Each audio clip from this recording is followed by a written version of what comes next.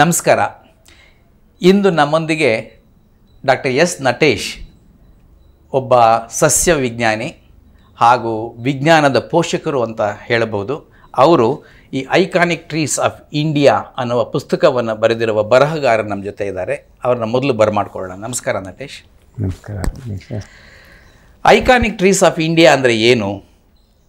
ಇದನ್ನು ವಿಶೇಷ ಮರಗಳು ಅಂತಲೋ ಅಥವಾ ಅದ್ಭುತವಾದ ವೃಕ್ಷಗಳು ಅಂತಲೋ ಅಥವಾ ಚಾರಿತ್ರಿಕವಾಗಿ ಅತಿ ಪ್ರಮುಖವಾದ ಮರಗಳು ಅಂತಲೋ ಹೀಗೆ ಭಿನ್ನ ಭಿನ್ನವಾಗಿ ನಾವು ಅದನ್ನು ವರ್ಣಿಸಬಹುದು. ಆದರೆ ಚಾರಿತ್ರಿಕ ವಿಷಯಗಳಲ್ಲದೇನೆ ಯಾವುದೋ ಒಂದು ಮರ ಅತ್ಯಂತ ಹಳೆಯದಾಗಿರ್ಬೋದು, ಅತ್ಯಂತ ಉದ್ದವಾಗಿರ್ಬೋದು, ಅತ್ಯಂತ ದಪ್ಪವಾಗಿರ್ಬೋದು, ಅವೆಲ್ಲವನ್ನು ಸೇರಿ ರಚಿಸಿರುವ ಈ ಪುಸ್ತಕಕ್ಕೆ ಅವರು ಐಕಾನಿಕ್ ಟ್ರೀಸ್ ಅಂತ ಹೆಸರಿಟ್ಟಿದ್ದಾರೆ. ನಟೇಶ್, ಈ ಪುಸ್ತಕದಲ್ಲಿ ಎಷ್ಟು ಮರಗಳ ತಾವು ಕವರ್ ಮಾಡಿದ್ದೀರಾ? ಇದರಲ್ಲಿ 75 ವಿಶಿಷ್ಟವಾದಂಥ ಮರಗಳಿವೆ.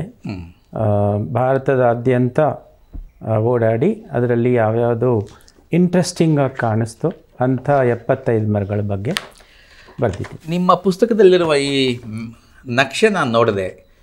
ಈ ಎಲ್ಲ ಮರಗಳನ್ನು ಹುಡುಕೊಂಡು ತಾವೇ ಅಲ್ಲಿಗೆ ಹೋಗಿದ್ದೀರಾ, ಸ್ವತಃ ತಾವೇ ಅದನ್ನು ವಿಸಿಟ್ ಮಾಡಿ ಎಲ್ಲವನ್ನು ಗಮನಿಸಿ ಅಲ್ಲಿನ ಸ್ಥಳೀಯರೊಂದಿಗೆ ಮಾತನಾಡಿ ಅದರ ಬಗ್ಗೆ ವಿಷಯ ಕಲೆಕ್ಟ್ ಮಾಡಿ ಬರೆದಿದ್ದೀರಾ. ಎಷ್ಟು ವರ್ಷ ಆಯಿತು ಈ ಪುಸ್ತಕ ಬರೆಯೋಕ್ಕೆ ನಿಮಗೆ? ಆಲ್ಮೋಸ್ಟ್ ಒಂದು 8-9 ವರ್ಷ ಆಗಿರಬೇಕು. ಒಂದು ದಶಕದ ತಪಸ್ಸು. ಆಲ್ಮೋಸ್ಟ್ ಒಂದು ದಶಕದ ತಪಸ್ಸು. ಓಕೆ. ನಿಮಗೆ ಈ ಮರಗಳನ್ನೇ ಅದ್ರ ಬಗ್ಗೆನೇ ಬರೀಬೇಕು ಅಂತ ಯಾಕೆ ನಿಮಗೆ ಹೊಳಿತು, ಅಥವಾ ಯಾಕೆ ಈ ಮರಗಳೇ ನಿಮ್ಮನ್ನು ಆಕರ್ಷಿಸಿದವು? ಅಂದರೆ ಶುರುವಿನಲ್ಲಿ ನಾನು ಬರೆಯೋಕ್ಕೆ ಹೊರಟಾಗ ಇಂಥ ಮರಗಳ ಮೇಲೆ ಬರಿತೀನಿ ಇಂಥ ಯಾವುದೂ ಉದ್ದೇಶ ಇರಲಿಲ್ಲ.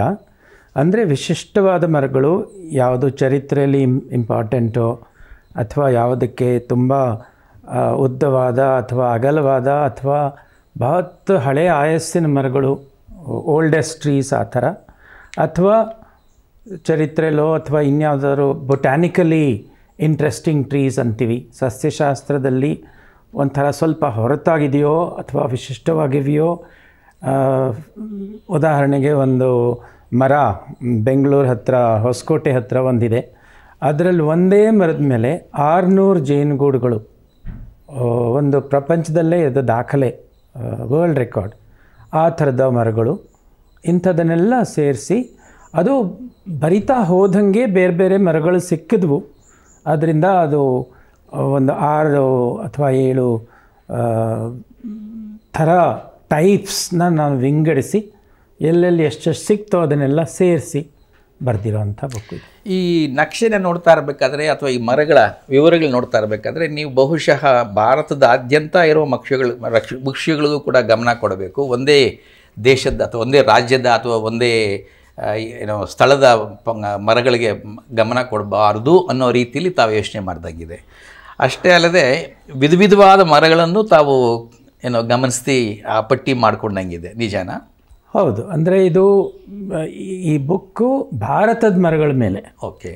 ಅದು ಯಾವುದಾದ್ರೂ ಒಂದೇ ರಾಜ್ಯದ್ದು ಅಥವಾ ಒಂದು ಡಿಸ್ಟ್ರಿಕ್ಟು ಆ ಥರ ಉದ್ದೇಶ ಇರಲಿಲ್ಲ. ಈ ಬುಕ್ ಬಂದ ಮೇಲೆ ನನ್ನ ಆಶಯ ಹೆಂಗಿದೆ ಅಂದರೆ ಡಿಸ್ಟ್ರಿಕ್ಟ್ ಲೆವೆಲಲ್ಲಿ ಈ ಥರ ಬುಕ್ಗಳು ಬರಿಬೇಕು ಅಥವಾ ಸ್ಟೇಟ್ ಲೆವೆಲಲ್ಲಿ ಬರಿಬೇಕು. ನಾನು ತೋರಿಸ್ಕೊಟ್ಟಿರೋದು ಕರ್ನಾಟಕದಲ್ಲಿ 13 ಮರ ಸೇರಿಸ್ಕೊಂಡಿದ್ದೀನಿ, ಅಥವಾ ಇನ್ಯಾವುದೋ ಸ್ಟೇಟಲ್ಲಿ 8 ಸೇರಿಸ್ಕೊಂಡಿದ್ದೀನಿ.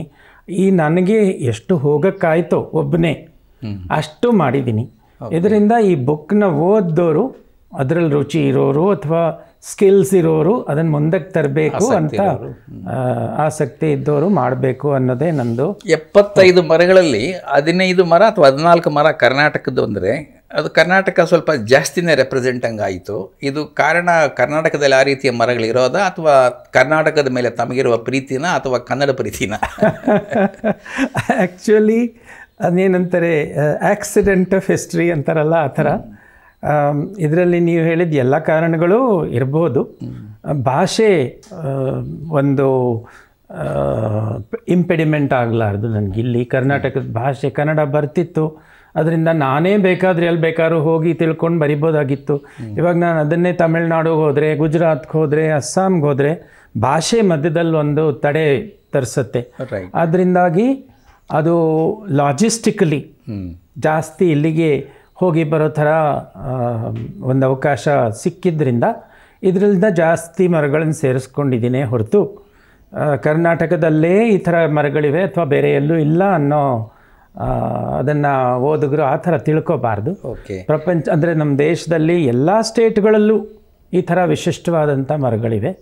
ನಾನು ತಗೊಂಡಿರೋದು 75 ಮರ, ಅದರಲ್ಲಿ 13 ಕರ್ನಾಟಕದ್ದು ಅಷ್ಟೇ ಹೊರತು ಅದನ್ನು ನೀವು ಆ ಥರ ಕನ್ಕ್ಲೂಡ್ ಮಾಡಬಾರ್ದು. ಕನ್ನಡ ಭಾಷೆ ನನಗೆ ಅನುಕೂಲ ಆಗಿದ್ದರಿಂದ ಅಥವಾ ನನಗೆ ಸುಲಭವಾಗಿದ್ದರಿಂದ ನಾನು ಜಾಸ್ತಿ ಓಡಾಡಿರ್ಬೋದು ಕೂಡ, ಹಂಗಾಗಿ 13 ಮರ ಬಂದಿರ್ಬೋದು ಅಂತ ನೀವು ಹೇಳೋದಾದರೆ ಕನ್ನಡದಲ್ಲೂ ಈ ಪುಸ್ತಕವಂತ ಬರೀಬೋದು ಅಂತ ನನಗೆ ಅನಿಸುತ್ತೆ.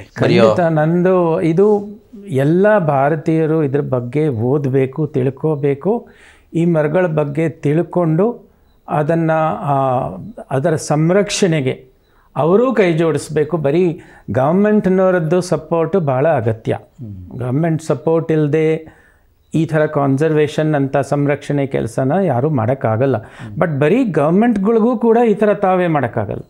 ಅದನ್ನು ಯಾರ್ಯಾರು ನಾವೇನಂತೀವಿ ಸ್ಟೇಕ್ ಹೋಲ್ಡರ್ಸ್ ಅಂತೀವಲ್ಲ, ಎಲ್ಲರೂ ಸೇರಬೇಕು. ಅದರಲ್ಲೂ ಮುಖ್ಯವಾಗಿ ಆಯಾ ಪ್ರಾಂತ್ಯದ ಜನಗಳು ಅವರವ್ರ ಮರಗಳ ಬಗ್ಗೆ ತಿಳ್ಕೊಂಡು ಅಥವಾ ಅವನ್ನು ಓದಿ ಅದ್ರ ಬಗ್ಗೆ ತಿಳ್ಕೊಂಡು ಅವನ್ನ ತಮ್ಮದಾಗಿಸ್ಕೊಂಡು ಅವಾಗ ತಾನೇ ಪ್ರೊಟೆಕ್ಷನ್ನು ಆಗಕ್ಕೆ ಸಾಧ್ಯ. ಓದುಗರ ಗಮನಕ್ಕೆ ತರೋದಕ್ಕೆ ಅಥವಾ ಅವ್ರನ್ನ ದೃಷ್ಟಿಯಲ್ಲಿ ಇಟ್ಕೊಂಡು ಒಂದು 3 ಅಥವಾ 4 ಮರಗಳ ಬಗ್ಗೆ ನಾವು ಇಲ್ಲಿ ಚರ್ಚೆ ಮಾಡಬೇಕು ಅಂತ ಕಾಣುತ್ತೆ. ಉದಾಹರಣೆಗೆ ಕರ್ನಾಟಕದಲ್ಲಿ ಯಾವ ಮರವನ್ನು ಉದಾಹರಣೆಯಾಗಿ ತಗೊತೀರಾ ನೀವು? ಈ ದೃಷ್ಟಿಯಿಂದ ಈ ಮರ ನನಗೆ ಇಷ್ಟ ಆಯಿತು, ಅದಕ್ಕೋಸ್ಕರ ನಾನು ಬರೆದಿದ್ದೀನಿ ಅಂತ. ನಾನು ಹೇಳಿದ ಪ್ರಕಾರ 13 ಮರಗಳಿವೆ ಕರ್ನಾಟಕದಿಂದ. ಅದರಲ್ಲಿ 1, 2, 3 ನಾನು ಉದಾಹರಣೆಗೆ ತಗೋಬೋದು. ಒಂದು ಬಿಳಿಗಿರಿ ರಂಗನ ಬೆಟ್ಟದಲ್ಲಿರುವಂಥ ಒಂದು ದೊಡ್ಡ ಸಂಪಿಗೆ ಮರ ಅಂತ. ಇದು ಸೋಲಿಗರ ಜೊತೆ ಜೋಡಿಸ್ಕೊಂಡಿದೆ ಇದ್ರ ಕಥೆ. ಅವರು ಇದ್ರ ಬಗ್ಗೆ ಭಾಳ ಲೆಜೆಂಡ್ಸ್ ಅಂತಾರೆ, ಫೋಕ್ ಟೇಲ್ಸ್ ಅಂತಾರೆ, ಆ ಥರ ಕಥೆಗಳು ಭಾಳ ಇವೆ. ಜಾನಪದ ಅವರದ್ದು ಒಂಥರ, ಅವ್ರಿಗೂ ಆ ಮರಕ್ಕೂ ಭಾಳ ನೆಂಟಿದೆ, ಅವಿನಾಭಾವ. ಅವರು ಅದನ್ನು ವರ್ಷದಲ್ಲಿ 2 ಸಾರಿ, ಒಂದು ಶಿವರಾತ್ರಿ ಆಮೇಲೆ ಇನ್ನೊಂದು ಇನ್ಯಾವುದೋ ಒಂದು ತಿಂಗಳಲ್ಲಿ ಅದ್ರ ಸುತ್ತ ಅವರು ಪಂಜು ಹಿಡ್ಕೊಂಡು ಅವರದ್ದೇ ಒಂದು ಸೋಲಿಗರು ಡ್ಯಾನ್ಸ್ ಮಾಡ್ತಾರೆ, ಅದ್ರ ಪೂಜೆ ಮಾಡ್ತಾರೆ. ಅದರಲ್ಲಿ ಜನಗಳೆಲ್ಲ ಸೇರ್ತಾರೆ, 100 ಜನಗಳು. ಅದು ಅವ್ರಿಗೆ ಭಾಳ ಮುಖ್ಯವಾದ ಮರ. ಅದಕ್ಕೆ ಇವಾಗ ಸುಮಾರು 400 ವರ್ಷ 450 ವರ್ಷನೇ ಇರ್ಬೋದು ಅಥವಾ ಇನ್ನೂ ಜಾಸ್ತಿ ಇರಬೇಕು. ವೈಜ್ಞಾನಿಕ ದೃಷ್ಟಿಯಿಂದ ಅದರದ್ದು ಎಷ್ಟು ಆಯಸ್ಸು ಅಂತ ಹೇಳೋದು ಬಹಳ ಕಷ್ಟ. ಆಗಿಲ್ಲ, ಅದ್ರ ಬಗ್ಗೆ ಮಾಡಬೇಕು.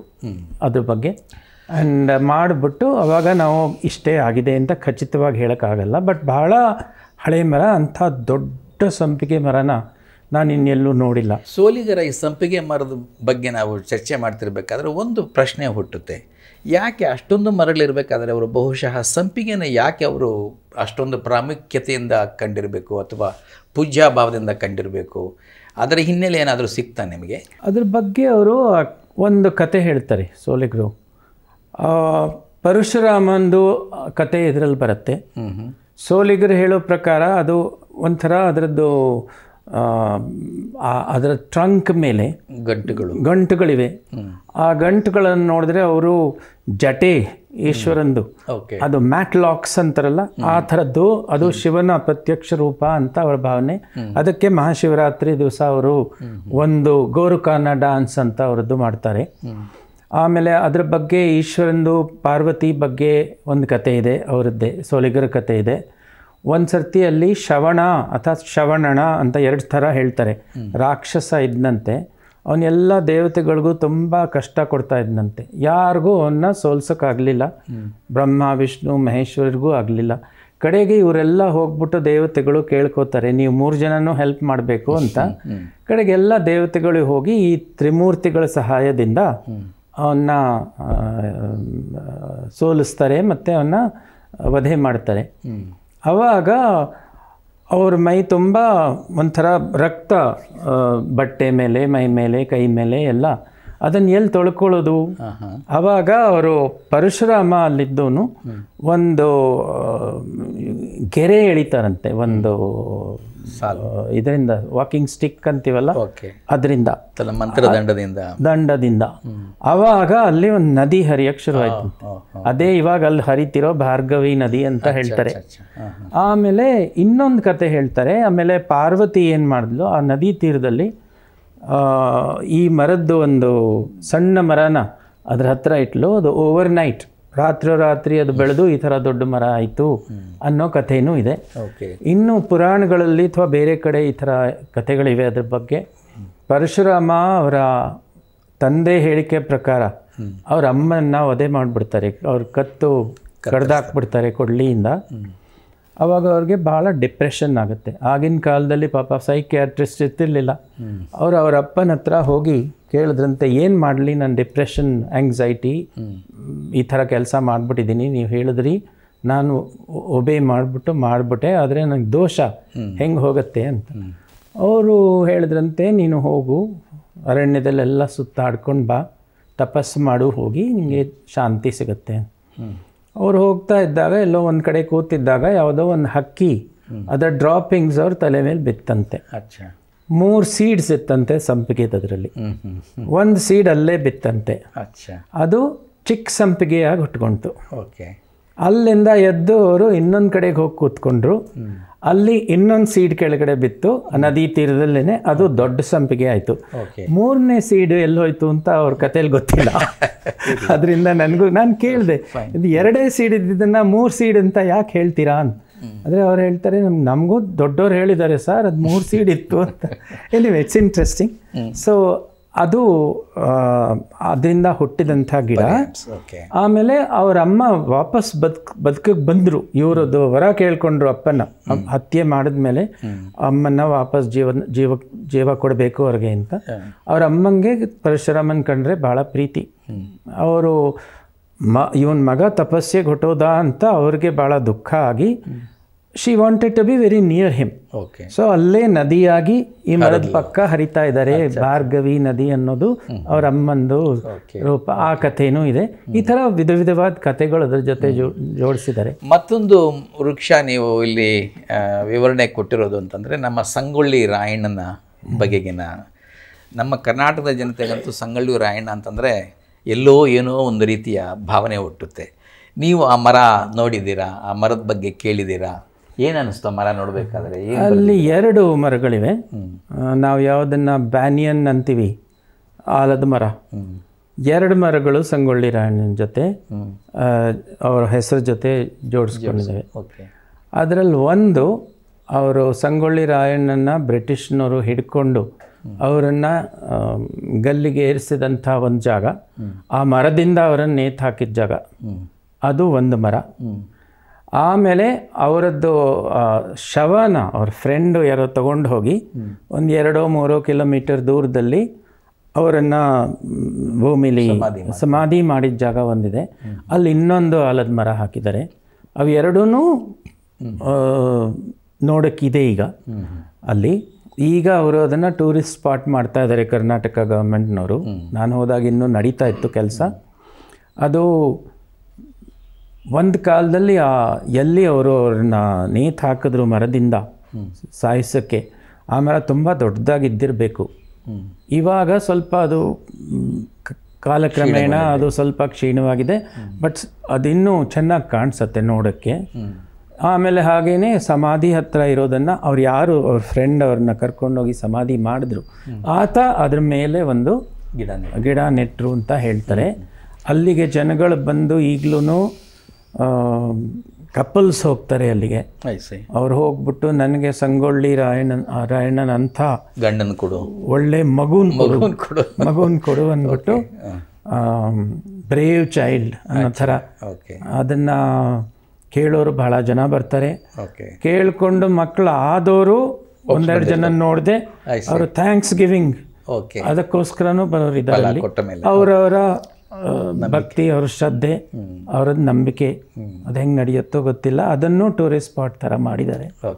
ಸೊ ಇವೆರಡು 2 ಮರಗಳು ಅವರ ಹೆಸರಿನ ಜೊತೆ ಜೋಡಿಸ್. ಕರ್ನಾಟಕವನ್ನು ಬಿಟ್ಟು ನಾವು ದಕ್ಷಿಣ ಭಾರತ ಕಡೆ ಬೇರೆ ಕಡೆ ಹೋದರೆ ಮತ್ಯಾವ ಸಸ್ಯ ನಿಮಗೆ ಅಥವಾ ವೃಕ್ಷ ಅತಿ ಮನ ಮುಟ್ಟಿದ್ದು ಅಥವಾ ಹೃದಯ ಮುಟ್ಟಿದ್ದು ಅಥವಾ ಓದುಗರಿಗೆ ಚೆನ್ನಾಗಿರುತ್ತೆ ಓದೋಕ್ಕೆ ಅಥವಾ ತಿಳ್ಕೊಳ್ಳೋಕ್ಕೆ ಅನ್ನೋ ಅನಿಸಿಕೆ ಬಂತು? ಆಂಧ್ರ ಪ್ರದೇಶದಲ್ಲಿ ಅನಂತಪುರ ಹತ್ರ ಒಂದು ಭಾಳ ದೊಡ್ಡ ಆಲದ ಮರ ಇದೆ. ಅದು 2.5 ಫುಟ್ಬಾಲ್ಗಿಂತ ದೊಡ್ಡ ವಿಸ್ತಾರದಲ್ಲಿದೆ. ಅದರಲ್ಲಿ ಜನಗಳು ಹೇಳೋ ಪ್ರಕಾರ 20,000 ಜನ ಅದ್ರ ಕೆಳಗಡೆ ನಿಂತ್ಕೋಬೋದು.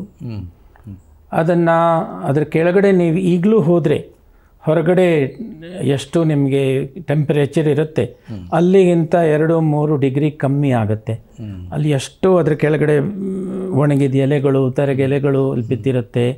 ಗಿಡದ ಮೇಲೆ, ಮರದ ಮೇಲೆ, ಬ್ರಾಂಚ್ ಮೇಲೆ ಎಲ್ಲದು ಅಳಿಲುಗಳು, ಬರ್ಡ್ಸು, ಎಷ್ಟು ಚೆನ್ನಾಗಿ ಒಂಥರ ನಿಮಗೆ ಅನಿಸುತ್ತೆ. ಅದು ಒಂದೇ ಒಂದು ಮರದಿಂದ ಆಗಿರುವಂಥ ಒಂದು ಕಾಡು ಅಂತ ಹೇಳ್ಬೋದು. ಅದನ್ನು ಪ್ರಪಂಚದಲ್ಲೇ ಅತ್ಯಂತ ದೊಡ್ಡವಾದ ಮರ. ಕ್ಯಾನಪಿ ಅಂತೀವಲ್ಲ, ಯಾವುದೋ ಆ ಎಲೆಗಳನ್ನು ವಿಸ್ತಾರ, ಬ್ರಾಂಚ್ದು ಆ ಎಲೆಗಳ ವಿಸ್ತಾರ ಆಗಿರೋದನ್ನು ಕ್ಯಾನಪಿ ಏರಿಯಾ ಅಂತ ಹೇಳೋದ್ರಿಂದ ಆ ದೃಷ್ಟಿಯಿಂದ ನೋಡಿದ್ರೆ ಅದು ಪ್ರಪಂಚದಲ್ಲೇ ಅತಿ ದೊಡ್ಡ ವೃಕ್ಷ. ಅದನ್ನು ಒಬ್ಬಳು ಅಲ್ಲಿ ಲೋಕಲಿ ಆ ಜಾಗದಲ್ಲಿದ್ದಂಥ ಒಬ್ಬ ಮಹಿಳೆ ತಿಮ್ಮಮ್ಮ ಅಂತ, ಆಕೆ ಗಂಡ ಅವ್ರಿಗೆ ಅನಾರೋಗ್ಯ ಆಗಿದ್ದಾಗ ತುಂಬ ಚೆನ್ನಾಗಿ ನೋಡಿಕೊಂಡು ಆತ ಹೋದಾಗ ಅವ್ರ ಜೊತೆ ಸತಿ ಹೋದರು ಅಂತ ಪ್ರತೀತಿ ಇದೆ. ಅವ್ರ ಸತಿ ಹೋಗ್ತಿದ್ದಾಗ ಅದೇ ಬೆಂಕಿ ಹಾಕಿರುವಂಥ ಒಂದು ಕೊಂಬೆನಿಂದ ಚಿಗುರಿ ಈ ಮರ ಹುಟ್ಟಿತು ಅಂತ ಹೇಳ್ತಾರೆ. ಅದನ್ನು ಅದೇ ಮರದ ಕೆಳಗಡೆ ಒಂದು ಆಕೆಗೆ ತಿಮ್ಮಮ್ಮನ ಒಂದು ವಿಗ್ರಹ ಮಾಡಿದ್ದಾರೆ. ಸಣ್ಣದು ಒಂದು ಶ್ರೈನ್ ಅಂತೀವಿ ಇಂಗ್ಲೀಷಲ್ಲಿ, ಸಣ್ಣ ಟೆಂಪಲ್ ಥರ ಪೂಜೆ ಮಾಡ್ತಾರೆ. ಅಲ್ಲಿಗೂ ಜನಗಳು ಬಂದು ಮಕ್ಕಳುಗಳನ್ನು ಕೇಳ್ಕೋತಾರೆ, ಆ ಥರ ಎಲ್ಲ ಮಾಡ್ತಾರೆ. ಸೊ ಹಾಗಿದ್ರೆ ಈ ಅನಂತಪುರದ ಈ ವಿಸ್ತಾರವಾದ ವೃಕ್ಷ ಸತಿಯೊಡನೆ ಸಹಗಮನ ಮಾಡಿದ್ದ ಒಬ್ಬ ಪುಣ್ಯಾತ್ಮ ಅವಳ ಏನೋ ಬೆಂಕಿಯಿಂದ ಅರಳಿದ ವೃಕ್ಷ, ಆಕೆ ಸುಟ್ಟ ಸೌದೆಯಿಂದ ಅರಳಿದ ವೃಕ್ಷ ಅಂತ ನಂಬಿಕೆ ಇದೆ. ಅದಕ್ಕೂ ಕೂಡ ಇವಾಗ 450 ವರ್ಷ ಇರಬಹುದು. ಅದಕ್ಕೂ ನಾವು ಸೈನ್ಸ್ ದೃಷ್ಟಿಯಿಂದ ಅದರ ಮೇಲೂ ಇನ್ವೆಸ್ಟಿಗೇಟ್ ಮಾಡಬೇಕಾಗಿದೆ. ನಿಜವಾದ ಅದರದ್ದು ಇನ್ನೂ ಜಾಸ್ತಿ ಇದೆಯೋ ವಯಸ್ಸು ಅಥವಾ ಕಮ್ಮಿ ಇದೆಯೋ ಅದನ್ನು ಪರಿಗಣಿಸಿ ನೋಡಿಬಿಟ್ಟು ಪತ್ತೆ ಮಾಡಬೇಕು. ಕುತೂಹಲ ಅಂದರೆ ನಿಮ್ಮ ಮರಗಳ ಪಟ್ಟಿನಲ್ಲಿ ಹಲವಾರು ರೀತಿಯ ಮರಗಳಿದ್ದಾವೆ. ಉದಾಹರಣೆಗೆ ಒಬ್ಬ ವಿಜ್ಞಾನಿಗೋಸ್ಕರ ಹಾಕಿದ ಮರ ಏನೋ ಸಿ ವಿ ರಾಮನ್ ಇನ್ಸ್ಟಿಟ್ಯೂಟಲ್ಲಿ. ನನಗೆ ಆ ಕತೆ ಓದ್ತಿರ್ಬೇಕಾದ್ರೆ ಬಂದಿದ್ದು, ಆ ಮರವನ್ನು ಯಾಕೆ ಅವರು ಆರಿಸ್ಕೊಂಡ್ರು, ಸತೀಶ್ ಧಾವನ್ ಅವರ ಪತ್ನಿ ಆ ಮರವನ್ನು ಆರಿಸ್ಕೊಂಡ್ರು ಅಂತ ಬರೆದಿದ್ದೀರಾ. ಯಾಕೆ ಅದನ್ನು ಆರಿಸ್ಕೊಂಡ್ರು ಅವರು? ಆ ಮರ ನಮ್ಮ ದೇಶದ್ದಲ್ಲ, ಅದು ಸೆಂಟ್ರಲ್ ಅಮೆರಿಕಾ, ಸೌತ್ ಅಮೆರಿಕಾದ ಮರ. ಅದು ಆಕೆ ಸತೀಶ್ ಧಾವನ್ ಅವರ ಪತ್ನಿ ಭಾಳ ದೊಡ್ಡ ಗಾರ್ಡನ್ ಎಂಥೂಸಿಯಾಸ್ಟ್ ಅವರು. ಅವರ ತಂದೆಯವರು ಆತ ಕೂಡ ಹಾರ್ಟಿಕಲ್ಚರಿಸ್ಟ್ ಸ್ಪೆಷಲಿಸ್ಟ್ ಅವರು. ಈಗಿನ ಇಂಡಿಯನ್ ಇನ್ಸ್ಟಿಟ್ಯೂಟ್ ಆಫ್ ಸೈನ್ಸ್ನಲ್ಲಿ ಗಾರ್ಡನ್ ಹೆಂಗೆ ಮಾಡಿದ್ದಾರೆ ಅದು ಎಷ್ಟು ಚೆನ್ನಾಗಿದೆ ಅನ್ನೋಕ್ಕೆ ಆತಂದು ಬಹಳ ಕೈವಾಡ ಇದೆ, ಪ್ರಭಾವ ಇದೆ ಅವರದ್ದು ಇಬ್ಬರದ್ದು. ಅವರು ಬಹಳ ಕೀನ್ ಇಂಟ್ರೆಸ್ಟ್ ತಗೋತಾ ಇದ್ರು ಅಂತ ಕೇಳಿದ್ದೀನಿ. ಅವ್ರ ಹತ್ರ ಈ ಮರ ಇತ್ತಂತೆ. ಅವರು ಈ ಸಿ ವಿ ರಾಮನ್ ಹೋದ್ಮೇಲೆ ಒಂದು ಕಮಿಟಿ ಸ್ಥಾಪಿಸಿದ್ರು. ಅವ್ರು ಮೊದಲೇ ಅವ್ರು ಹೇಳ್ಬಿಟ್ಟಿದ್ರಂತೆ, ನನಗೆ ಅಂತ ಯಾವುದಾದ್ರೂ ಥರ ಸ್ಮಾರಕ ನೀವು ಮಾಡಬೇಡಿ ಅಂತ. ಅದರಿಂದ ಇಂಥ ದೊಡ್ಡ ವಿಜ್ಞಾನಿ ಇಲ್ಲಿದ್ದವರು, ಅವ್ರಿಗೆ ಕರ್ನಾಟಕ ಸರ್ಕಾರ ಭಾಳ ಎಕ್ಸೆಪ್ಷನಲ್ ದೃಷ್ಟಿಯಿಂದ ಅವರನ್ನು ಅಲ್ಲೇ ರಾಮನ್ ಇನ್ಸ್ಟಿಟ್ಯೂಟಲ್ಲೇ ಅವರ ಇನ್ಸ್ಟಿಟ್ಯೂಟಲ್ಲೇ ಅವರದ್ದು ಸಮಾಧಿ ಅನ್ನೋಕ್ಕಿಂತ ಅವರದ್ದು ಏನಂತಾರೆ ಅದಕ್ಕೆ ಫ್ಯೂನರಲ್ ರೈಟ್ಸ್ ಮಾಡೋಕ್ಕೆ ಅನುಮತಿ ಕೊಟ್ಟರು. ಆಮೇಲೆ ಈ ಕಮಿಟಿ ಮಾಡಿದ್ಮೇಲೆ ಅವರೆಲ್ಲ ಯೋಚನೆ ಮಾಡಿ ಒಂದು ತೀರ್ಮಾನಕ್ಕೆ ಬಂದರು, ಇಲ್ಲಿ ಎಲ್ಲಿ ಅವರ ಸಮಾಧಿ ಮಾಡಬೇಕಾಗಿದೆ ಅಲ್ಲಿ ನಾವು ಈ ಥರ ಮರ ಹಾಕೋಣ. ಯಾವ ಮರ ಹಾಕೋಣ ಅನ್ನೋ ಪ್ರಶ್ನೆ ಸಹಜವಾಗಿ ಬಂತು. ಕಮಿಟಿಲಿ ಒಬ್ಬರನ್ನೊಬ್ಬರು ಕೇಳಿದ್ರು. ಆಮೇಲೆ ಆ ಮರ ಎಷ್ಟು ಗ್ರ್ಯಾಂಡಾಗಿರಬೇಕು ಅಂದರೆ ಸರ್ ಸಿ ವಿ ರಾಮನ್ನ ವ್ಯಕ್ತಿತ್ವಕ್ಕೆ ಅಷ್ಟು ಪ್ರಭಾವ ಪ್ರತಿಬಿಂಬಿಸಬೇಕು, ಅದನ್ನು ಮರ ಕೂಡ ಪ್ರತಿಬಿಂಬಿಸಬೇಕು, ದೊಡ್ಡದಾಗಿ ಬೆಳಿಬೇಕು, ಚೆನ್ನಾಗಿ ಬೆಳಿಬೇಕು, ಒಂದು ಮಾದರಿಯಾಗಿ ನಿಲ್ಬೇಕದು ಅಂತ ಅವರದ್ದು ಹೋಪ್ಸ್ ಇತ್ತು. ನೋಡಿದೆ ನೀವು ಬರೆದಿದ್ದಾದರೂ ನಂಗೆ ಇನ್ನೂ ಅರ್ಥವಾಗಿಲ್ಲ. ಯಾಕೆ ಅವರೊಂದು ನಾನು ಫಾರಿನ್ ಮರಗಳಿಗೆ ವಿರೋಧಿ ಅಂತಲ್ಲ, ನಮ್ಮಲ್ಲೇ ಯಾವುದೋ ಒಂದು ಮರ ಆರಿಸ್ಕೋಬೋದಾಗಿತ್ತಲ್ಲ ಅಂತ ನನಗನ್ನಿಸ್ತು. ನನ್ನ ಇರ್ಬೋದು, ಅದು ಅವ್ರ ಮನಸ್ಸಲ್ಲಿ ಹೇಗೆ ಬಂತು ಆಗಿನ ಕಾಲದಲ್ಲಿ ಅಂತ ಹೇಳೋದು ಭಾರಿ ಕಷ್ಟ. ಇವಾಗ ಯಾರು ಆ ಸಮಿತಿಯಲ್ಲಿದ್ದವ್ರು ಯಾರು ಇವಾಗ ಸಿಗಲಿಲ್ಲ ನನಗೆ. ಅದರಿಂದ ಆ ಮರ ಸೈಬಿಸ್ ಟ್ಯಾಕ್ಸ್ ಡೊನಾಲ್ಡ್ ಸ್ಮಿತ್ ಐ ಅಂತ ಆಗಿನ ಕಾಲದ ಹೆಸರು. ಆ ಮರ ಇವ್ರ ಹತ್ರ ನರ್ಸರಿಲಿ ಭಾರತದಲ್ಲಿ ಪುಣೆಯಲ್ಲಿತ್ತು. ಅದು ಟಾಟಾ ಕಂಪನಿಯವರದ್ದು ಒಂದು ಗಾರ್ಡನಲ್ಲಿ ಅಲ್ಲಿತ್ತು ಅಂತ ನೋಡಿದ್ರು. ಅದನ್ನು ಆ ಮರ ಬಹಳ ಚೆನ್ನಾಗಿರುತ್ತೆ, ಇವ್ರ ವ್ಯಕ್ತಿತ್ವಕ್ಕೆ ಅದು ಬಹಳ ಚೆನ್ನಾಗಿರುತ್ತೆ, ಅದನ್ನು ಹಾಕಿದ್ರೆ ತುಂಬ ಬೇಗ ಬೆಳೆಯುತ್ತೆ ಮತ್ತು ಒಂಥರ ಟವರಿಂಗ್ ಟ್ರೀ ಅಂತ ಯೋಚನೆ ಮಾಡಿ ಅವ್ರು ಹಾಕಿರಬೇಕು. ಅದನ್ನು ಹಾಕಿದ್ರು, ಮರ ಜೋರಾಗಿ ಬೆಳೀತು above the canopy level of the rest of the trees ಅಲ್ಲಿದು. ಆಮೇಲೆ ಸುಮಾರು ವರ್ಷ ಅದು ಹೂವೇ ಬಿಡಲಿಲ್ಲ. ಆಮೇಲೆ ಅದು 8-10 ನನಗೆ ಎಕ್ಸಾಕ್ಟ್ಲಿ ಜ್ಞಾಪಕ ಇಲ್ಲ ಅದರಲ್ಲಿದೆ. ಅದಾದ ಮೇಲೆ ಹೂ ಬಿಡ್ತು. ಅದು ಎಷ್ಟು ಚೆನ್ನಾಗಿ ಗ್ರ್ಯಾಂಡಾಗಿ ಹೂ ಬಿಡ್ತು ಅಂದರೆ ಅವ್ರಿಗೆಲ್ಲ ಭಾಳ ಹರ್ಷವಾಗಿರಬೇಕು ಅದನ್ನು ನೋಡಿ. ಆಗಿಂದು ಫೋಟೋಗಳಿವೆ ಆ ಹೂ ಬಿಟ್ಟಿರೋದು ಅದರದ್ದು. ಅದನ್ನು ಅವ್ರು ಹಾಕಿದ್ರು. ಅನ್ಫಾರ್ಚುನೇಟ್ಲಿ ಅದು ಈಗ 2 ವರ್ಷದ ಹಿಂದೆ ಬೆಂಗಳೂರಲ್ಲಿ ತುಂಬ ಜೋರಾಗಿ ಮಳೆ ಬಂದ್ಬಿಟ್ಟು ಫ್ಲಡ್ಡಿಂಗ್ ಆಗಿಬಿಡ್ತಲ್ಲ, ಆವಾಗ ಅದು ಮರ ಬಿದ್ದು ನೆಲಸಮವಾಗಿ ಹೋಯಿತು. ಅದ್ರ ಮೇಲೆ ಒಂದು ಜೇನುಗೂಡು ಅದು ಬೆಳ್ಕೊಂಡಿತ್ತು ಅದ್ರ ಮೇಲೆ. So it was probably a sign of acceptance of that foreign tree by an Indian species of maybe. So ಭಾಳ ಜೋರಾಗಿತ್ತು ಆ ಮರ ನೋಡೋಕ್ಕೆ. ಅದು ಬಿದ್ದ ಮೇಲೆ ಈಗ ನಾನು ಮತ್ತೆ ಹೋಗಿಲ್ಲ ಅಲ್ಲಿಗೆ. ನಾನು ಕೇಳಿ ತಿಳಿದಿರೋ ಪ್ರಕಾರ ಇವಾಗ ಒಂದು ಅಶೋಕ ವೃಕ್ಷನ ಆ ಜಾಗದಲ್ಲಿ ಹಾಕಿದ್ದಾರೆ ಅಂತ ಕೇಳಿದ್ದೀನಿ. Ashoka is also perhaps looks very ಒಂಥರ ಹೌದು ಒಪ್ಕೋಬೋದು ಅನಿಸುತ್ತೆ. But not that we are ಆ್ಯಂಟಿ. ಎಷ್ಟೋ ನಮ್ಮಲ್ಲಿರೋ ಗಿಡಗಳು ಆಚೆಂದ ಬಂದಿರೋ ಬಹಳ ಬಹಳ ಬಹಳ ಸ್ಪೀಶೀಸ್ಗಳು ಹೊರ ದೇಶಗಳಿಂದ ಬಂದಿವೆ. ಸುಮಾರು 400-500 ವರ್ಷಗಳಿಂದ ಇಲ್ಲೇ ಇವೆ ಅವು. ಇನ್ನೆಷ್ಟು ವರ್ಷ ಆಗ್ಬಿಟ್ಟಿದ್ದಾವೆ, ನಮ್ಮದೇ ಆಗಿವೆ ಅವು. ಇವಾಗ ನೋಡಿ, ಈ ಜಾಕೆರಾಂಡಾ ಅಂತ ಒಂದು ಮರ ಇದೆ, ಅದು ಸೆಂಟ್ರಲ್ ಸೌತ್ ಅಮೆರಿಕಾಯಿಂದ ಬಂದಿದ್ದು. ಅದರಲ್ಲಿ ಇವಾಗ ನೀವು ಜೊಹಾನಸ್ಬರ್ಗ್ ಹೋದರೆ ಅವ್ರದ್ದು annual day of jacaranda festival ಅಂತ ಮಾಡ್ತಾರೆ. They celebrate a foreign tree, nothing wrong with that. So similarly ಫ್ಲಾರಿಡಾನಲ್ಲೂ ಮಾಡ್ತಾರೆ. ಅಲ್ಲಿ ಗುಲ್ಮೋಹರ್ ಇದೆಯಲ್ಲ, ಅದ್ರ ಬಗ್ಗೆ ಆ್ಯನ್ಯುವಲ್ ಗುಲ್ಮೋಹರ್ ಡೇ ಅಂತ ಮಾಡ್ತಾರೆ. ಸೊ ಈ ಥರ ಎಲ್ಲ ಯಾವುದೇ ಮರ ಅದು ಎಲ್ಲಿದೆಯೋ ಅಲ್ಲೇ ಉಟ್ಕೊಂತು ಅನ್ನೋದು ತಪ್ಪು. ಮರಗಳು ಡಿಸ್ಪರ್ಸ್ ಆಗ್ತಾ ಇದ್ದಾವೆ. ಸೊ ಎಲ್ಲ ಮರಗಳು ಪ್ರಪಂಚದ ಮನುಷ್ಯರು ಹೋಗೋ ಥರ ಆ ಕಡೆ ಎಲ್ಲ ಮರಗಳು ಹೋಗುತ್ತವೆ. ಎಲ್ಲವನ್ನೂ ನಾವು ಒಪ್ಕೋಬೇಕು, ತಪ್ಪೇನಿಲ್ಲ. ಆದರೆ ನನಗೆ ಯಾಕೆ ಆ ಪ್ರಶ್ನೆ ಬಂತು ಅಂದರೆ, ನಿಮ್ಮ 75 ವೃಕ್ಷಗಳಲ್ಲಿನ ಪಟ್ಟಿ ನೋಡಿದ್ರೆ ಅಶ್ವತ್ಥ ವೃಕ್ಷ ಅಥವಾ ಫೈಕಸ್ ಟ್ರೀಸ್ ಜಾಸ್ತಿ ಇದೆ. ನಮ್ಮ ಭಗವದ್ಗೀತೆಯಲ್ಲಿ ಶ್ರೀಕೃಷ್ಣ ಅವನ ಕಡೆ ಹೇಳ್ತಾನೆ, ಅಶ್ವತ್ಥಃ ಸರ್ವವೃಕ್ಷಾಣಾಂ ದೇವರ್ಷಿನಾಂ ಚ ನಾರದಃ ಅಂತ. ಎಲ್ಲ ವೃಕ್ಷಗಳಲ್ಲೂ ಅಶ್ವತ್ಥ ಹೇಗೋ ಹಾಗೆ ನಾನು ಅನ್ನೋ ರೀತಿ. ಸೊ ಅಶ್ವತ್ಥ ವೃಕ್ಷ ನಮ್ಮ ಸಮಾಜದಲ್ಲಿ ಅಥವಾ ನಮ್ಮ ಭಾರತೀಯ ಸಂಸ್ಕೃತಿಯಲ್ಲಿ ಎಲ್ಲರಿಂದಲೂ ಪೂಜಿಸಲ್ಪಟ್ಟ ಮರ. ಸೊ ಆ ರೀತಿ ಸಿ ವಿ ರಾಮನ್ ಅವರಿಗೆ ಒಂದು ಮರವನ್ನು ಹಾಕಬೇಕಾಗಿದ್ದರೆ ನಮ್ಮ ಸಂಸ್ಕೃತಿಯ ಹಿನ್ನೆಲೆಯಲ್ಲಿ ನೋಡಿದ್ರೆ ಆ ರೀತಿ ಅಶ್ವತ್ಥ ವೃಕ್ಷ ಹಾಕ್ಬೋದಾಗಿತ್ತು ಅಂತ ನನಗೆ ಅನ್ನಿಸ್ತು. ಈ ಮರವನ್ನು ನಾನು ನೋಡಿದಾಗ ಆ ಭಾವನೆ ನನಗೆ ಬಂದಿತ್ತು. ಆವಾಗ ನಾನು ನಮ್ಮ ಫ್ರೆಂಡ್ಸ್ಗೆ ಅದು ಡಿಸ್ಕಸ್ ಮಾಡಿದ್ವಿ. ಇಲ್ಲ, ಇಲ್ಲಿರೋ ಸ್ಪೇಸೇ ಕಡಿಮೆ, ಅಶ್ವತ್ಥ ವೃಕ್ಷ ಆಗಿ ಅದು ಆಂಧ್ರ ಪ್ರದೇಶದ ಮರ ಥರ ಬೆಳೆದ್ಬಿಟ್ರೆ ಆಮೇಲೆ ಇಲ್ಲಿ ಇನ್ಸ್ಟಿಟ್ಯೂಟಿಗೆ ಸ್ಪೇಸ್ ಕಡಿಮೆ ಆಗುತ್ತೆ, ಎಲ್ಲ ಬೇರೆ ಎಲ್ಲ ಯೋಚನೆ ಮಾಡಿರ್ಬೇಕು ಅವರಂತ ಡಿಸ್ಕಷನ್ಸ್ ಬಂತು. ಅದ್ರ ಬಗ್ಗೆ ಎಲ್ಲ ಸ್ಪೇಸು, ಅದು ಎಷ್ಟು ಬೇಗ ಅದು ಎತ್ತರಕ್ಕೆ ಬೆಳೆಯುತ್ತೆ, ಎಷ್ಟು ಎತ್ತರಕ್ಕೆ ಬೆಳೆಯುತ್ತೆ ಎಲ್ಲ ಯೋಚನೆ ಮಾಡಿರ್ಬೇಕು ಅವರು ಆಗಿನ ಕಾಲದಲ್ಲಿ. ಉತ್ತರ ಭಾರತದ ಕಡೆ ಮೂವ್ ಆಗೋಣ ನಟೇಶ್. ಉತ್ತರ ಭಾರತದಿಂದ ಒಂದು 2 ವೃಕ್ಷ ನಿಮ್ಮನ್ನು ಭಾಳ ಆಕರ್ಷಿಸಿರುವ ಯಾವುವು? ಎಲ್ಲದಕ್ಕಿಂತ ಹೆಚ್ಚಾಗಿ ಒಂದು ಉಲ್ಲೇಖನೀಯವಾದ ಮರ ಅಂದರೆ ಒಂದು ಜೈಂಟ್ ಸಿಕೋಯಾ ಅನ್ನೋದು. ಆ ಜೈಂಟ್ ಸಿಕೋಯಾ ಅನ್ನೋ ಸ್ಪೀಶೀಸು ಅದು ಕ್ಯಾಲಿಫೋರ್ನಿಯಾದಲ್ಲಿ ವೆಸ್ಟರ್ನ್ ಕೋಸ್ಟಲ್ಲಿ ಮೌಂಟೇನ್ಸ್ ಮೇಲೆ ಬೆಳೆಯುತ್ತೆ. ಎಂಡೆಮಿಕ್ ಅಂತಾರೆ ಅದಕ್ಕೆ, ಅಲ್ಲೇ ಕನ್ಫೈನ್ ಆಗಿರೋದು, ಬೇರೆ ಎಲ್ಲೂ ನ್ಯಾಚುರಲ್ ಆಗಿ ಬೆಳೆಯಲ್ಲ ಅದು. ಆ ಥರದ್ದು ಒಂದು ಮರ, ಸಿಂಗಲ್ ಮರ, ಅದು ಕಾಶ್ಮೀರದಲ್ಲಿ ಗುಲ್ಮಾರ್ಗ್ ಅಂತ ಭಾಳ ಫೇಮಸ್ ಟೂರಿಸ್ಟ್ ಪ್ಲೇಸ್ ಇದೆಯಲ್ಲ, ಅದಕ್ಕೆ ಒಂದು 10-13 ಕಿಲೋಮೀಟರ್ ಹಿಂದ್ಗಡೆ ಒಂದು ಸಣ್ಣ ಊರಿದೆ, ಯಾರಿಕಾ ಅಂತ ಒಂದು ಸ್ಮಾಲ್ ಹಳ್ಳಿ.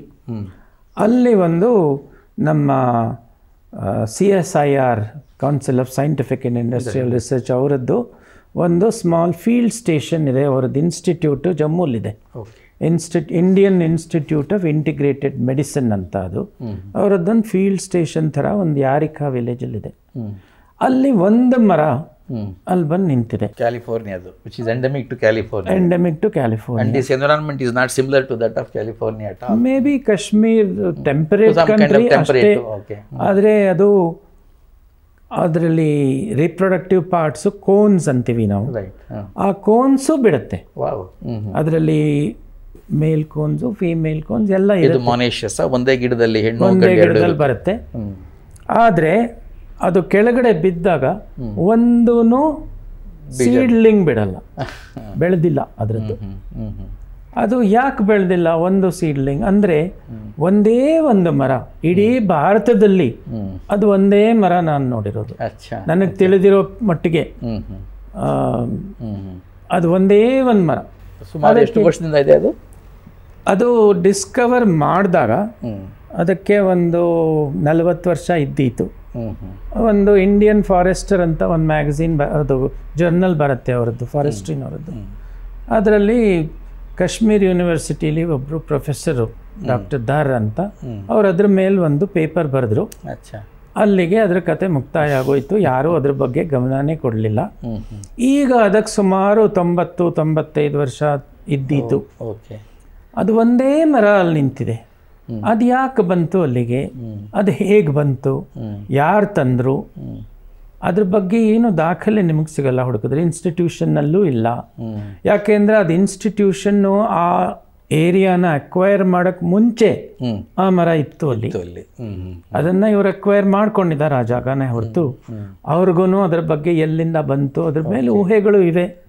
ಅವಾಗಿನ ಕಾಲದಲ್ಲಿ ಬ್ರಿಟಿಷ್ ರೀಜೆಂಟ್ಸ್ ಅವರೆಲ್ಲ ಇರ್ತಿದ್ರಲ್ಲ, ಅಂಥವರು ಈ ಸ್ಕೀಯಿಂಗ್ ಮಾಡೋಕ್ಕೆ ಗುಲ್ಮಾರ್ಗ್ ಹೋಗ್ತಿದ್ದವ್ರು ತುಂಬ, ಅವ್ರ ಜೊತೆ ಜನಗಳು ಬರ್ತಿದ್ರು ಬ್ರಿಟಿಷ್ನವರು.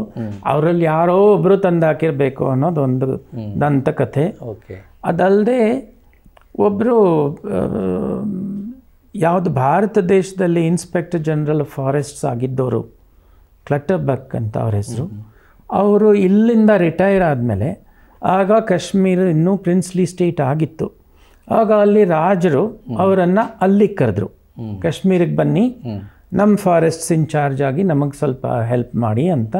ಇವರು ಅಲ್ಲಿಗೆ ಹೋಗಿ ಸೇರ್ಕೊಂಡ ಮೇಲೆ ನನ್ನ ಊಹೆ ಪ್ರಕಾರ, ಅದೂ ನಾನು ಸತ್ಯವಾಗಿ ಹೀಗೆ ಆಯಿತು ಅಂತ ನನಗೂ ಹೇಳೋಕ್ಕಾಗಲ್ಲ, ಎಜುಕೇಟೆಡ್ ಗೆಸ್ ಅಂತ ನಾನು ಯೋಚನೆ ಮಾಡ್ತಾ ಇರೋ ಪ್ರಕಾರ, ಅವರು ಅದನ್ನು ಅಮೆರಿಕಾಯಿಂದ ಅಥವಾ ಯುರೋಪಿಂದ ತರಿಸಿ 3-4 ಸೀಡ್ಲಿಂಗ್ ತರಿಸಿದ್ರು ಅಂತ, ಅದರಲ್ಲಿ ಒಂದು ಉಳ್ಕೊಳ್ತು ಅಂತಲೂ ಒಂದು ಹೇಳ್ಬೋದು ಅದನ್ನು. ಅದು ಹಾಗೇ ಆಯಿತು ಅಂತ ಹೇಳೋಕ್ಕೆ ನನ್ನ ಹತ್ರನೂ ಏನೂ ಆಧಾರ ಇಲ್ಲ, ಬಟ್ ಅದು ಮರ ಇರೋದಂತೂ ನಿಜ. ಅದನ್ನು ನೋಡಿದ್ರೆ ನೀವು ಪಾಪ ಅದು ಎಲ್ಲಿಂದ ಬಂತು, ಹೇಗೆ ಬಂತು, ಯಾರ ಜೊತೆ ಬಂತು, ಆಮೇಲೆ ಅದು ಬಂದ ಮೇಲೆ ಅಲ್ಲಿ ನಿಂತ ಮೇಲೆ ಎಲ್ಲರೂ ಅದನ್ನು ಮರೆತುಬಿಟ್ರು. ಅದಕ್ಕೆ ರೀಪ್ರೊಡ್ಯೂಸ್ ಮಾಡೋಕ್ಕಾಗಲ್ಲ, ಸೀಡ್ಲಿಂಗ್ಸ್ ಇಲ್ಲ, ಅದರ ಜೊತೆ ಸಹ ಸಂಗಾತಿಗಳೊಬ್ಬರು ಇಲ್ಲ ಅದರ ಬಗ್ಗೆ ವೃಕ್ಷದಲ್ಲಿ. ಅದಕ್ಕೋಸ್ಕರ ಅದನ್ನು ನೋಡಿ ನನಗೆ ಭಾಳ ಒಂಥರ I felt very sad about the tree. ಅದಕ್ಕೆ ನಾನು ಅದನ್ನು the loneliest tree of India ಅಂತ ಡಿಸ್ಕ್ರೈಬ್ ಮಾಡಿದ್ದೀನಿ. ಅದು ನೀವು ಡಿಸ್ಕ್ರೈಬ್ ಮಾಡಿರೋ ಮತ್ತೊಂದು ವೃಕ್ಷ ನನಗೆ ಇಷ್ಟ ಆಗಿದ್ದು ಅಂತಂದರೆ ಸೆಂಟರ್ ಆಫ್ ಇಂಡಿಯಾ. ನಮ್ಮ ಭಾರತ ಅಖಂಡವಾಗಿದ್ದಾಗ ಒಂದು ಪಾಯಿಂಟ್ ಇತ್ತು ಸೆಂಟರ್ ಆಫ್ ಇಂಡಿಯಾ ಅಂತ. ಪಾಕಿಸ್ತಾನ ಬೇರೆ ಆದಮೇಲೆ ಆ ಸೆಂಟರ್ ಆಫ್ ಇಂಡಿಯಾ ಮೂವ್ ಆಯಿತು, ಇಲ್ಲಿಗೆ ಮೂವ್ ಆಯಿತು, ಅದ್ರ ಬಳಿಯಲ್ಲಿ ಮತ್ತೊಂದು ಮರ ಇದೆ ಅಂತ ಬರೆದಿದ್ದೀರಾ. ಹೌದು, ಅದು ಯಾಕೆ ಗೊತ್ತಾಯ್ತು ನಿಮಗೆ? ಅದು ಅದ್ರ ಚರಿತ್ರೆ ಏನು? ಆ್ಯಕ್ಚುಲಿ ಆ ಮರ ಇದೆ ಅಂತಲೇ ನನಗೆ ಗೊತ್ತಿರಲಿಲ್ಲ. ಆ ಮರನೂ ನೋಡೋಕೆ ನಾನು ಲಿಸ್ಟ್ ಮಾಡ್ಕೊಂಡು ಹೋಗಿದ್ದಲ್ಲ ಆ ಮರ. ಓಕೆ. ನನಗೆ ಆ ಮಧ್ಯಪ್ರದೇಶಲ್ಲಿ ಹೋಗ್ತಾ ಇದ್ದಾಗ ಅಲ್ಲಿ ಸೆಂಟರ್ ಈ ಹಳ್ಳಿಲಿದೆ ಅಂತ ಗೊತ್ತಿತ್ತು. ಓಕೆ. ಅದ್ರ ಹತ್ರ ನಾವು ಓಡಾಡ್ತಿದ್ದಾಗ ಹೆಂಗೂ ಇಲ್ಲಿಗೆ ಬಂದಿದ್ದೀವಿ, ಆ centre point, geographical centre point ಯಾವುದು, ಭಾರತದ ಕೇಂದ್ರ ಬಿಂದು ಅಲ್ಲೇ, ಅದರಲ್ಲಿ ಒಂದು ಮಾನ್ಯುಮೆಂಟ್ ಮಾಡಿದ್ದಾರೆ. ಒಂದು ಪ್ಲಾಟ್ಫಾರ್ಮ್ ಥರ ಮಾಡಿ ಅಲ್ಲೊಂದು ಅಶೋಕ ಪಿಲ್ಲರ್ ಥರ ಇಟ್ಟುಬಿಟ್ಟು ಅದರ 4 ದಿಕ್ಕಿನಲ್ಲಿ 4 ಸಿಂಹಗಳನ್ನು ಇಟ್ಟಿದ್ದಾರೆ, ಒಂದೊಂದು ದಿಕ್ಕಿಗೆ ನೋಡೋ ಥರ. ಅಲ್ಲಿ ಹೋದ್ಮೇಲೆ ಅದಕ್ಕೆ ಪೇಂಟ್ ಮಾಡ್ತಾಯಿದ್ರು ಅವಾಗ, ಮಾಡಿಬಿಟ್ಟು ಅಲ್ಲಿ ಹೋದ್ಮೇಲೆ ನನಗನ್ನಿಸ್ತು ಇದ್ರ ಪಕ್ಕದಲ್ಲಿ ಇಷ್ಟು ಜಬರ್ದಸ್ತ್ ಮರ ಒಂದು ಕಾಣಿಸ್ತಾ ಇದೆಯಲ್ಲ, ಯಾವುದು ಅಂತ ಹುಡ್ಕೊಂಡು ಹೋದೆ. ಅದನ್ನು ಟರ್ಮಿನಾಲಿಯಾ ಬೆಲೆರಿಕಾ ಅಂತಾರೆ. ಅದನ್ನು ಅರ್ಜುನದು ಕಸಿನ್ ಅದು. ಆಯುರ್ವೇದದಲ್ಲಿ ಭಾಳ ಉಪಯೋಗವಾಗುವಂಥ ಮೆಡಿಸಿನಲ್ ಪ್ಲಾಂಟ್ ಅದು. ಅದಕ್ಕೆ ಕನ್ನಡದಲ್ಲಿ ನನಗೆ ಹೆಸರು ಜ್ಞಾಪಕ ಬರ್ತಾ ಇಲ್ಲ. ಮತ್ತಿ ಅಂತಾರೆ ಅನ್ಸುತ್ತೆ. ಮತ್ತಿನ ನನಗೆ ಟರ್ಮಿನಾಲಿಯಾ ಬೆಲೆರಿಕಾ ಅಂತ ಅದರದ್ದು ಹೆಸರು. ಅದನ್ನು ನೋಡಿದಾಗ ಅನಿಸ್ತು ಭಾಳ ಗ್ರ್ಯಾಂಡ್ ಆಗಿದೆ ಈ ಟ್ರೀ. ಇವ್ರು ಮಾಡಿರೋ ಅಂಥ ಒಂದು ಮಾನ್ಯುಮೆಂಟು, ಜೀವ ಇಲ್ಲದೆ ಇರೋವಂಥ ಮಾನ್ಯುಮೆಂಟು. ಅದೇ ನಮ್ಮ ಭಾರತ ದೇಶದ ಹೃದಯ ಅನ್ಬೇಕು ಆ ಜಾಗನ. This point from where the countries pulse is beating ಅಂತ. ಅದ್ರ ಪಕ್ಕದಲ್ಲೇ ಒಂದು ಲಿವಿಂಗ್ ಮಾನ್ಯುಮೆಂಟ್ ಇದೆ. ಅದನ್ನ ನಾವು ಕೇಂದ್ರ ಅಂತ ಕರಿಬಹುದು. ಅಂದರೆ ಜಿಯೋಗ್ರಾಫಿಕಲ್ ಪಾಯಿಂಟ್ ಇಲ್ಲಿದ್ರೆ ಒಂದು ಸ್ವಲ್ಪ ಇರಲಿ, ಈ ಪಕ್ಕದಲ್ಲೇ ನಿಂತಿದೆ ಆ ಮರ. ಅದನ್ನು ನೋಡಿದಾಗ ನನಗೆ ಅನ್ನಿಸ್ತು ಇದೂ ನಿಜವಾಗ್ಲೂ ಹೇಳ್ಬೋದು ಭಾರತದ್ದು ಹಾರ್ಟ್ ಜೋ ಹೃದಯ ಇದೆಯಲ್ಲ ಅದಿನ್ನೂ ಪಲ್ಸ್ ನಡೀತಾ ಇದೆ, ಅದರ ಇನ್ನೂ ಜೀವಂತವಾಗಿದೆ ಅಂತ ಭಾಳ ಖುಷಿ ಆಯಿತು ನನಗೆ. ಅದರಿಂದ ಅದನ್ನು ನಾನು ಇದರಲ್ಲಿ ಶಾಮೀಲ್. That's a great discovery in my sense. I don't think anyone would have equated the centre of India with a tree. ಆ ದೃಷ್ಟಿನಲ್ಲಿ ನಿಮ್ಮ 75 ಮರಗಳಲ್ಲಿ ಅದು ಕೂಡ ವೆರಿ ಪ್ರಾಮುಖ್ಯ ಅಂತ ನಂಗೆ ಅನಿಸುತ್ತೆ. ಹೀಗೆ ಐಕಾನಿಕ್ ಟ್ರೀಸ್ ಆಫ್ ಇಂಡಿಯಾದಲ್ಲಿ ಹಲವಾರು ಅದ್ಭುತ ಮರಗಳ, ವಿಶಿಷ್ಟ ವೃಕ್ಷಗಳ ಹಾಗೂ ಚಾರಿತ್ರಿಕವಾಗಿ ಗಮನ ಸೆಳೆಯುವ ಅನೇಕ ವೃಕ್ಷಗಳ ಚರಿತ್ರೆ, ಕಥೆ ನಿಮಗೆ ಇಲ್ಲಿ ಸಿಗುತ್ತೆ. ಬುದ್ಧ ತಾನು ಜ್ಞಾನ ಪಡೆದ ಆ ಮರ ಇನ್ನೂ ಇದೆಯಾ, ಅಥವಾ ಅಶೋಕನೇ ಅದನ್ನು ಕತ್ತರಿಸ್ಬಿಟ್ನ, ಅವನ ಹೆಂಡತಿನೂ ಅದನ್ನು ಕತ್ತರಿಸಿದ್ಲ, ಕೊನೆಗೆ ಆ ಮರದ ಬದಲಾಗಿ ಶ್ರೀಲಂಕಾದಿಂದ ಮತ್ತೆ ಯಾವುದೋ ಮರ ಬಂದಲ್ಲಿ ಈಗ ನೆಲೆಸಿದೆಯಾ, ಈ ರೀತಿಯ ಅನೇಕ ಚಾರಿತ್ರಿಕ ಹಾಗೂ ಕುತೂಹಲಕರ ವಿಷಯಗಳನ್ನು, ಕಥೆಗಳನ್ನು ನೀವು ಓದಬೇಕು ಅಂತಂದರೆ ಐಕಾನಿಕ್ ಟ್ರೀಸ್ ಆಫ್ ಇಂಡಿಯಾ ಓದಿ. ನಟೇಶ್ ಅವರಿಗೆ ಕನ್ನಡದಲ್ಲೂ ಈ ಪುಸ್ತಕ ಬರಲಿ ಅಂತ ಹಾರೈಸ್ತಾ ಅವ್ರಿಗೊಂದು ದೊಡ್ಡ ನಮಸ್ಕಾರ ಹೇಳ್ತೀನಿ. Thank you Natesh.